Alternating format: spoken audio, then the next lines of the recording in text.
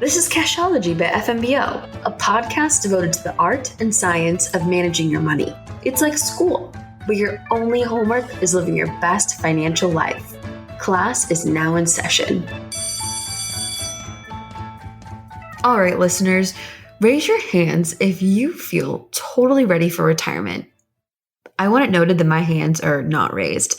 Actually, only 58% of Americans are actively planning for retirement right now.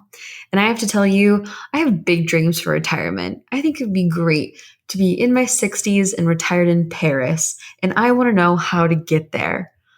Welcome to the Cashology podcast, hosted by your guide on the path to financial savvy and retirement savvy, me, Juli. Today we have with us someone who I'm very excited for us to tell us about retirement, Barbara Rizvi. She's been with the bank FMBO for 5 years and is currently Director of Financial Planning and has been a certified financial planner for over 10 years. Today, Barbara is going to help us all plan for our dream retirement. Hi, Barbara. Hi, how are you? Great. I'm excited to talk about what I need to do to get to Paris because I think it's going to be a long road. Well, I think to start with is have a good understanding of how you're already saving now and what your expenses are going to look like in retirement.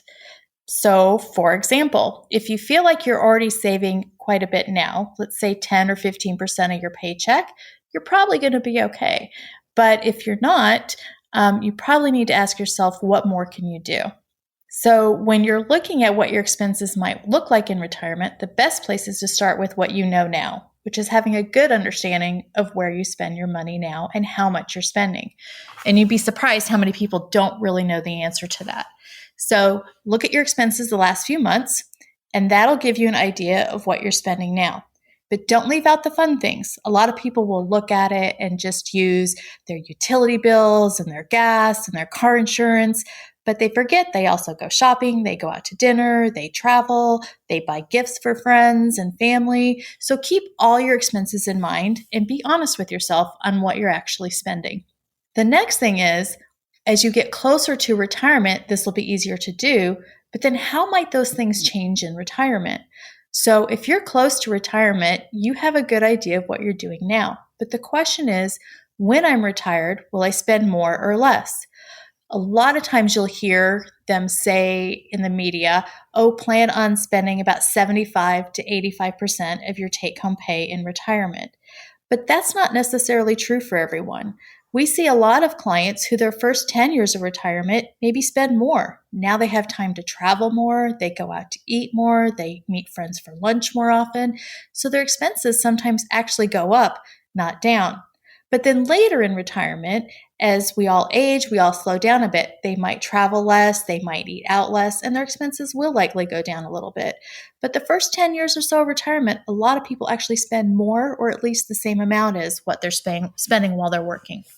So I would say the first thing is know what you're spending now and have an idea of how that might change in retirement. And you can phase that over 10-year periods in retirement. That's really interesting. I hadn't considered the fact that I'd probably be spending more because I have more free time during retirement. I mean, it's a really good point to factor in, at least in those few years, because travel is definitely on my list, like I just talked about. I'm really interested, though. Obviously, we all want to have a savings plan, but how early should we start saving? And then with that, how should I be saving? I mean, is a 401k sufficient, or is there more that I should have? Sure. That's a great question. And obviously, the best answer as far as when to start saving is definitely with your first job. If you start taking that money out of your very first paycheck, you're accustomed not having it and not spending it, which is a good thing. It's very hard to take money away from yourself later that you're used to having. Basically, most of us live within our means. So if you're giving yourself more money to spend now by not saving for retirement, it's going to be harder when you start taking that away. So the first thing you should do is start with your very first paycheck. If that's too late and that's already happened, then start with your next paycheck. The sooner you start, the better. And that's because the earlier you put it in, the more years it has to grow, and all that growth compounds upon itself and leads to a much greater balance for your retirement. But before you invest, you need to ask yourself some questions. Do you already have an adequate emergency fund? Because one of the greatest things that can sidetrack you in retirement, or any point in your life, to be honest with you, is not having an emergency fund for when those unexpected things happen. And maybe that's you need a new car well before you thought you would, or you have an unexpected medical expense. You never know what life's going to throw your way. So you always want to have, I like to say, about 6 months of savings, of living expenses saved up. That should be enough to handle a furnace repair or a temporary job loss or things like that. So while the word on the street is you usually have 3 to 6 months, I'm a lot more comfortable when people have 6 months saved up. We actually did our first podcast about emergency savings. So if any listeners are interested in learning more about that, go listen to episode 1 of the Cashology podcast. So then the next thing you have to ask yourself is, after you've kind of built up your emergency fund and you have money to save, what is your goal for those savings? Are they retirement or are they more near future? If they're for something more near future, for example, you know in the next couple of years you're going to need to buy a new car, or you're going to be putting a down payment on a home, then you don't want that money in the stock market. So for that money that you're going to need in the next 2 to 3 years, don't put that in the stock market. Put that in your savings account or a CD. We know those aren't paying much interest, if any at all right now, but that's the only way you can make sure you're not going to lose that money and have it gone when you actually need it in the next couple of years. The stock market does give you really good long-term growth potential, but on the short term, you can hit some hiccups, and you don't want that with the money you're going to need in the next 2 to 3 years. If this is long-term money and you don't need it for the next several years, then putting it into investment accounts can be a really good thing.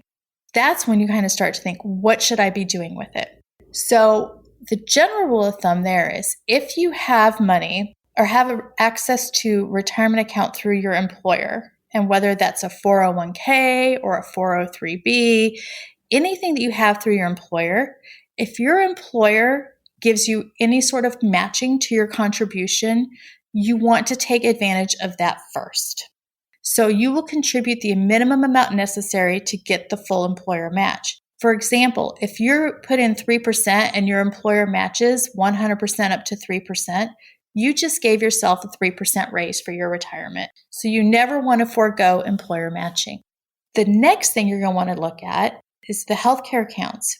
If you have an HSA, so a health savings account, you will want to contribute to that next. The reason for that is, contributing to an HSA account, those contributions are the only money that you will earn in your life that will be truly tax-free. You put any money that you put into the HSA goes in pre-tax, it grows tax-free, and when you take it out for qualified medical expenses, it comes out tax-free. There's no other dollar you will ever earn and save that will be truly tax-free except for an HSA. So after contributing to the employer match amount in your retirement account, the next thing, if you have an HSA, this next step would be to do that.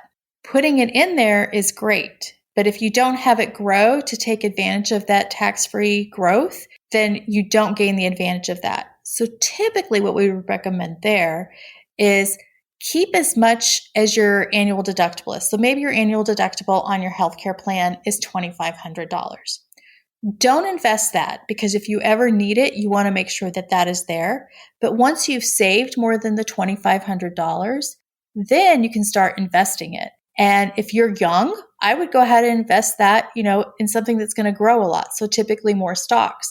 If you're closer to retirement, you're going to want to be a little bit more conservative so that you don't run the risk of losing it before you need it. But you have all the same investment options as an HSA that you typically do in a retirement account. So you can take as much risk or as little risk as you want with that. But keeping that cash balance equivalent to 1 or 2 years of deductible and investing the remaining balance in accordance with your risk tolerance will allow you to grow that and take as much advantage of that tax-free benefit as you can. The next thing you want to consider is, what's my tax rate now versus what is it going to be when I retire? So if you're young and maybe in your 20s or 30s and your tax bracket right now is relatively low to what you expect it to be as you grow closer to retirement, contributing to a Roth might make more sense than to a traditional 401k. So if your employer offers a Roth account, you would want to do the Roth component. Or if you're eligible for a Roth IRA, depending on your income, you would want to put money in that. However, if you're later in life and you're in the highest tax bracket you've ever been in your life and higher than you expect it to be when you're in retirement, it makes more sense to put that in a traditional pre-tax IRA contribution. So a traditional 401k contribution or a traditional IRA. Then, if you still have money left after maximizing those, the next best place to put that money is in just a traditional brokerage account. So that's if you were to open up a brokerage account at any of the many brokers that are out there, or if you have somebody helping you manage your money. It's what's called a taxable account. And the reason for that is that money goes in after tax. So it's just extra savings you have left over after you've saved in all these other areas and you've paid your bills. So you've already paid taxes on it, but now you're investing it. When you take that out later in retirement, that will be more tax efficient than what you've put into a traditional 401k. And I know this gets a little complicated, but the general gist of it is whatever you put into your traditional 401k now, you're not paying taxes on it. But when you're retired and you take it out, every dollar you take out, you're going to have to pay income taxes on, just like it was a paycheck almost. Whereas if it's in a Roth, you don't pay any taxes when you take it out, nor with an HSA. And then on these taxable accounts I'm talking about, kind of the brokerage account, when you take money out of that, it's at a lower tax bracket. And that's because it's counted as capital gains. And for those of you who don't know, capital gains tax rates right now, according to current tax law, are much less than income tax gains. So it gets a little complicated and it gets a little messy. So working with a financial planner is a good way to kind of help you sort through all of that. I appreciate, Barbara, that you really took into account that everyone's in a different stage of life and has a different risk appetite. So there's definitely different routes you can go down to saving for retirement, and it all depends on your personal preferences.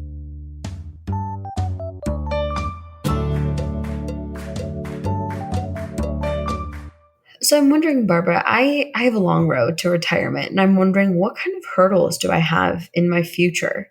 I think the biggest hurdles that people earlier in their working careers will run across are unexpected expenses. So that's where that emergency reserve that we talked about comes into play and why that's so important.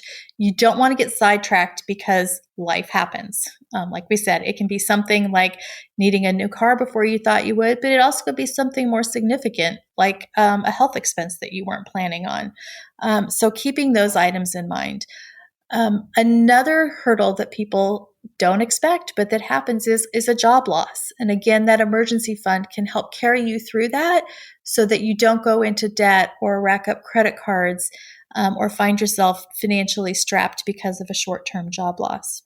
As you get a little bit older, what side rails people, and this is really an important one for people with children to think about, we always want what's best for our children. The problem is sometimes what's best for them isn't necessarily what's best for our retirement. So we really encourage people to avoid side railing their retirement to pay for an extravagant wedding or to pay for an expensive college tuition. You can take out loans, or your child can always take out loans to pay for those things, but you can't take out a loan to fund your retirement. So be careful. We all want to do what's best, and you should do what you can, but not at the jeopardy of your own retirement. One other thing that I think that people tend to do, and this is just a part of our culture, we're a very consumer-driven culture. So if you feel like you can't find money to save, it's probably because you're spending too much. And so really taking a look at, do I really need the newest cell phone that just came out? Or do I really need that new big screen TV? Really ask yourself on some of those bigger purchases that tend to eat away at our savings, is that something I really need or just something I want? And if you're not saving enough for retirement, I recommend you really look at your expenses and making sure that you're not buying too big of a house or too many gadgets or replacing them just because the newest and greatest is out. But really kind of look at yourself and where you can step back and save a little bit more money. Barbara, you've given me a lot to consider about my road to retirement and what I need to do in order to prepare well enough to have the lifestyle that I want once I get to that point. So I really appreciate you being our guest today. Well, thank you. It's been my pleasure. And if anyone who's listening wants to learn more about savings, go to fmbo.com. And thank you for listening. Don't forget to subscribe and keep an eye out for more Cashology episodes coming your way soon. This podcast was recorded on October 19th, 2020. It should not be copied, distributed, published, or reproduced in whole or in part without permission. The information contained in this podcast was obtained from sources considered to be reliable as of the day of this recording. However, it is subject to change without notice. Neither First National Bank of Omaha nor any of its affiliates make any representation or warranty as to the accuracy or completeness of any statements or information contained in this recording, and expressly disclaims any liability arising therefrom. Neither First National Bank of Omaha nor any of its affiliates are providing any financial, economic, legal, accounting, tax, or fiduciary advice or recommendations in this podcast. The information and statements contained in this recording should not be relied upon for any transaction. Neither First National Bank of Omaha nor any of its affiliates make any representation or warranty, express or implied, as to the accuracy or completeness of any statements or information contained in this recording, and any liability arising therefore is expressly disclaimed. Investment products are not FDIC insured, not a deposit or other obligation of the bank, not insured by any federal government agency, not guaranteed by the bank, may lose value. For First National Bank of Omaha, deposit products are offered by First National Bank of Omaha, member FDIC. The Cashology Podcast, copyright 2020, First National Bank of Omaha.